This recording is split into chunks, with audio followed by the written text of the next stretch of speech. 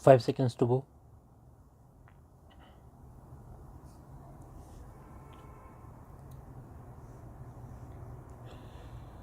Start.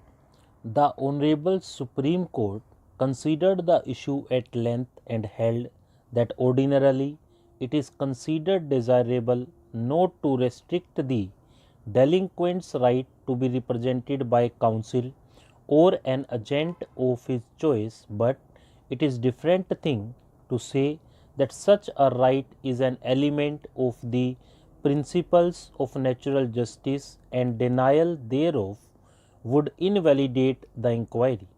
The right to be represented by counsel or agent can be restricted, controlled, or regulated by statutes, rules, regulations, or standing orders. A delinquent has no right to be represented through counsel or agent unless the law specifically confers such a right upon him. The requirement of rules of industrial dispute insofar as the right of hearing of the delinquent is concerned cannot and does not extend to a delinquent to be represented through counsel or agent. The Honorable Apex Court held that refusal to grant the help of a lawyer is to be examined on the touchstone of the doctrine of prejudice, and it cannot be claimed in contravention to the statutory rules.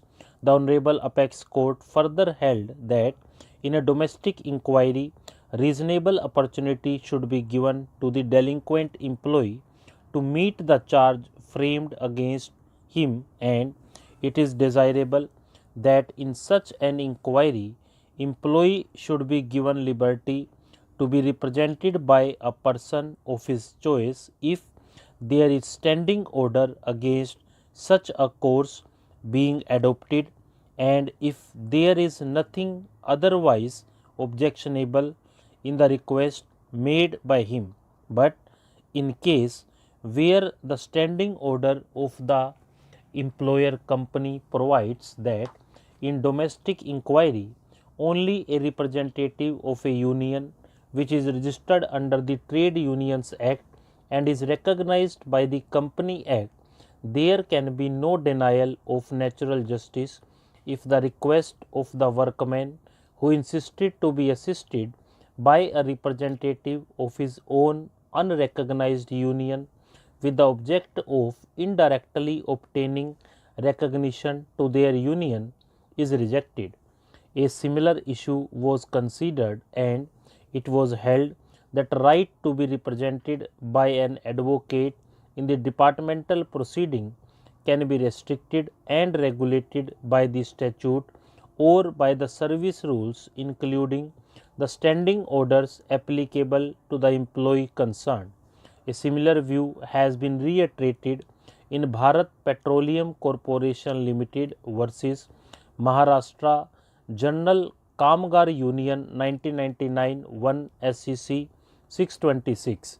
In view of the aforesaid settled legal propositions, it is not necessary that in every case the assistance of defense nominee is necessarily permitted. It depends upon the facts of an individual case. However, such facility is required to be given where on assessing situational facts the authority comes to the conclusion that the delinquent was likely to be in a comparatively disadvantageous position if such facility is not provided for, and it would prejudice his cause. More so, such an assistance cannot be claimed as a matter of right nor in contravention of the statutory provisions or standing orders applicable to the employee is there. Stop.